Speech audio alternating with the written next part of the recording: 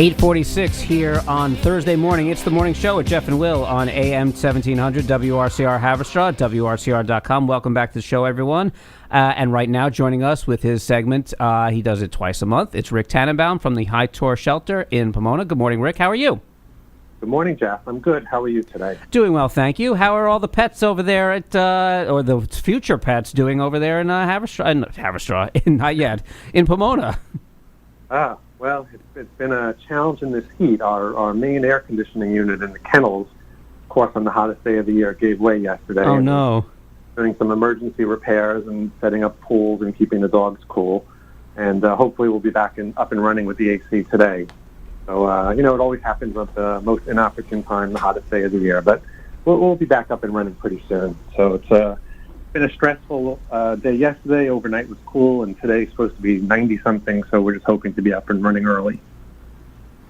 That's good. I know you had an adoption event over at New City a couple weeks ago. How did that go, and what other events do you have coming up, and what else is going on at the shelter?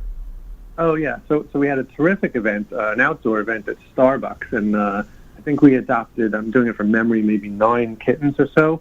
Starbucks is always welcoming and always helpful to us.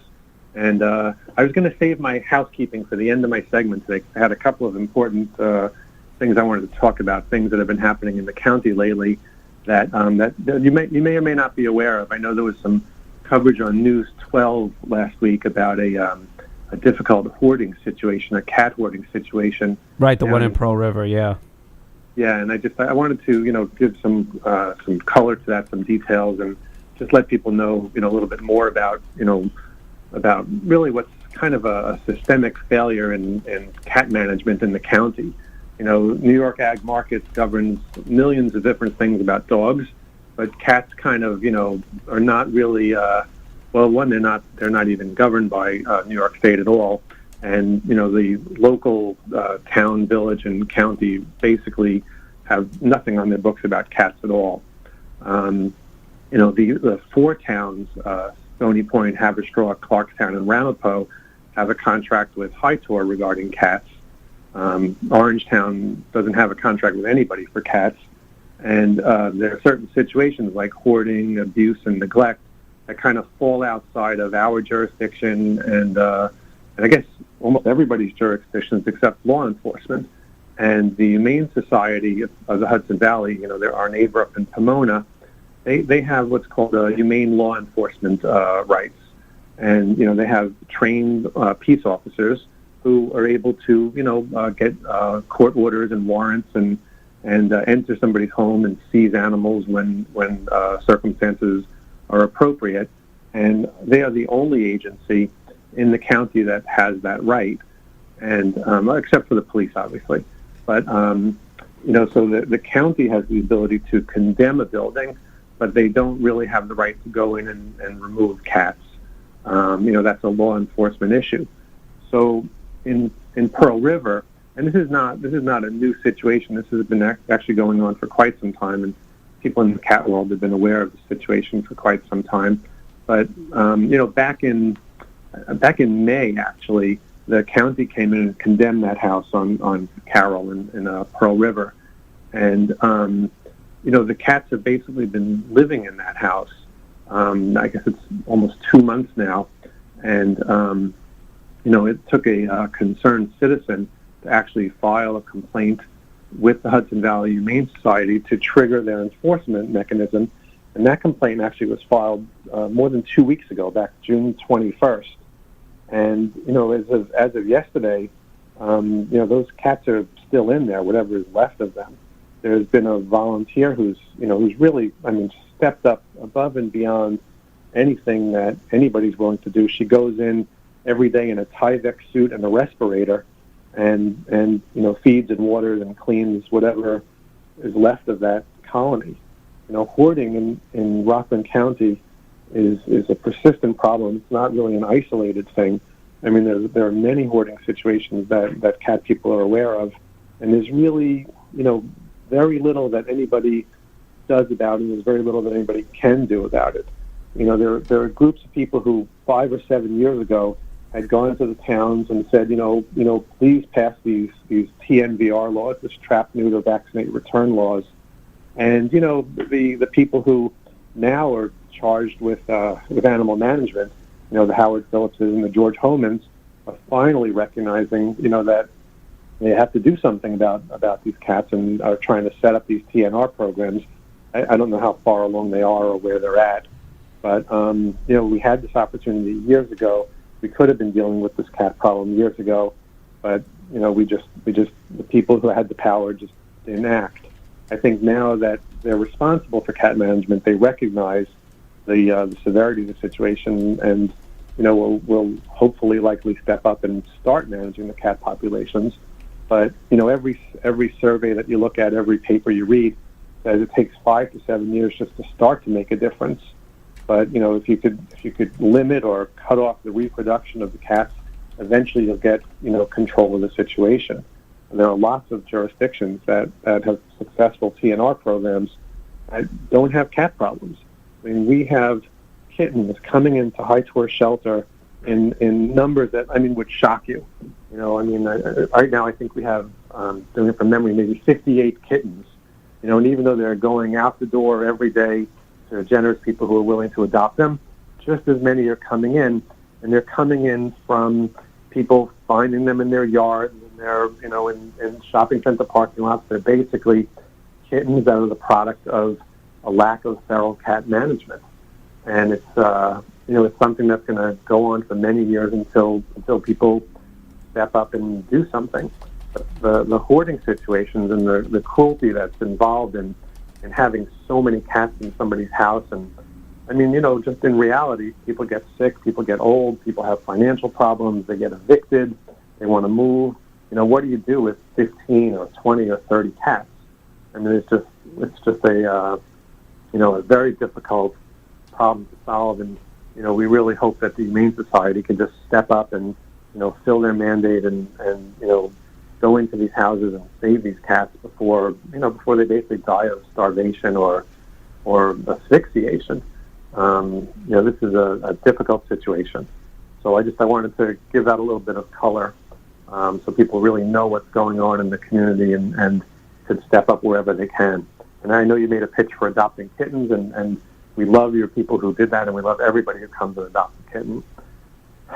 I also wanted to talk a little bit about the fireworks, because I got a lot of calls yesterday, and actually I got calls, even at home on the 4th, asking me, what's Hi Tor doing about the fireworks for July 4th at Boulder Stadium, and people, they tried to villainize the Boulders and say, we're not doing enough, but fireworks, they have toned it down. It's not as loud as it used to be. They do light shows, they do drones. The 4th of July, I guess, is a different sort of day, but our staff was out at the shelter until midnight, staff and volunteers. I don't want to just say staff, but lots of volunteers there. We play loud music with speakers provided by the Boulders. We use all kinds of different treats and toys to distract the animals for a few hours. There are some that, just don't respond well, but the bulk of them, we make it through. We try and engage and distract them until it's over.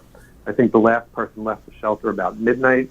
The fireworks this year were a little bit later because of the rain. But, we do the best we can with the situation that we have.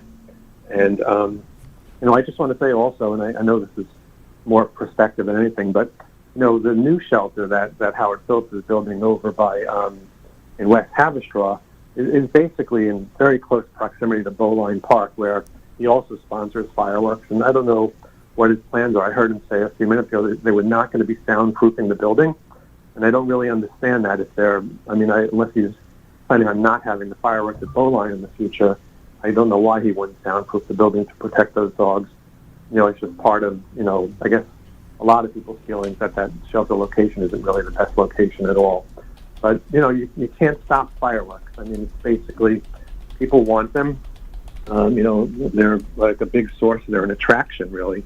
And, all you can do is the best you can to manage the animals. And there's always going to be noise that's similar to fireworks. At any period of time, at random. There could be noise like that. You like you said, you got to do what you got to do, and hopefully that you make it as comfortable for the animals as you can, just like with people.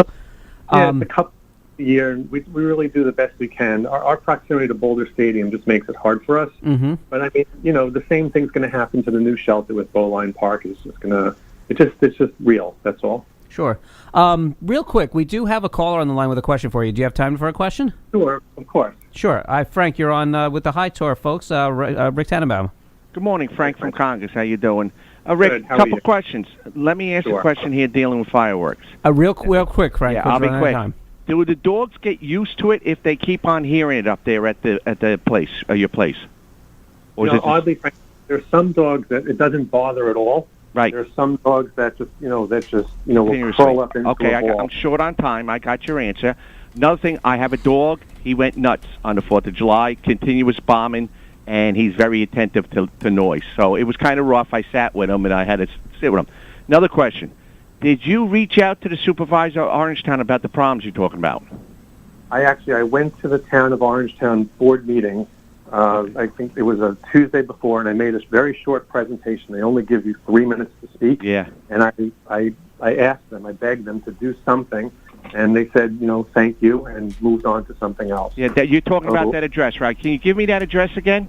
Well, I really don't want people going out to the house. I think it might have been No, published. we're not going to go after the house. You're saying it's on Carolyn Drive? It's Carroll Street in Pearl River. Excuse me? But, yeah. Carroll Street. Oh, Carroll Street. That's all. I don't need a number. All right, have a great day. Okay. Keep up the Thank good you. work. Thank you. Thanks, Frank. So I do, if I have a couple of minutes left, I do want to say we have a couple of new events coming up. This coming Sunday, the 16th, actually next Sunday at the shelter, we have from 12 to 4, we're having Kitten Palooza, which is one of our annual, because we have so many kittens, we just do a kitten marketing project. We're having live music, food, some entertainment, and lots of kittens. The 23rd from 1 to 4, we are at Tractor Supply in Stony Point. August 12th, we're at Tapan Library. And on September 16th, we're back in Nyack, which is one of our favorite venues because we move a lot of cats and kittens there. This I guess it would be Sunday the 9th. The county has its rabies clinic over at the Firemen's Training Center. I think they only have about 90 spots left. I encourage you to book online to secure yourself a spot. I don't know if they turn anybody away, but if you want to get that spot, it is from 10 to 1 at the Firemen's Training Center. I also wanted to say that we are about to announce, I guess I'm kind of doing it now, our new Pets for Vets program in cooperation with the Joseph P. Dwyer program and Bridges. What we're basically doing is we are going to match vets screened by Bridges and Joseph P. Dwyer with cats and dogs. We're going to support them with food and veterinary care in a foster-to-adopt situation, hopefully to allow permanent placement for some of our animals and companions for some veterans. Our food pantry is exploding with good cheer. We are delivering about 1,000 pounds of food a month to our partners at Meals on Wheels and RCAP, and it's been a terrific program.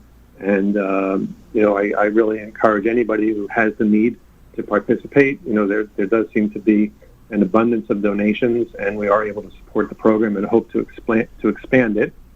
And we are also waiving adoption fees for our elder cats and our FIV positive cats. And I know FIV positive sounds like a scary thing, but it's not. It's just it's a non-fatal condition. It's only transmissible to other cats through bites. And FIV positive cats can live long, healthy lives. And they have a stigma. They stay at our shelter for a long time, but there's really no reason to avoid one. And real quick, if you could just review, when is Kitten Palooza? Kitten Palooza is Sunday, July 16th from 12 to 4 at the shelter. It's an annual event. We are hoping to move a lot of kittens. As I said earlier, we have a lot of kittens, and we're going to continue to get a lot of kittens until the county and the towns and the villages and the municipal entities figure out a way to control the cat population. Excellent. Thank you so much, Rick Tannenbaum from Hi Tor. And how can people get in touch with you if they need to find out more about Hi Tor itself? HiTor.org is our website. Info at Hi Tor for an email. phone 845-354-7900. Still don't have a song. Or come to the shelter. We're open 11 to 4 every day, except Monday and Tuesdays we're open till 7. Excellent. Thank you so much, and have yourself a great weekend. Thank you. See you in 2 weeks.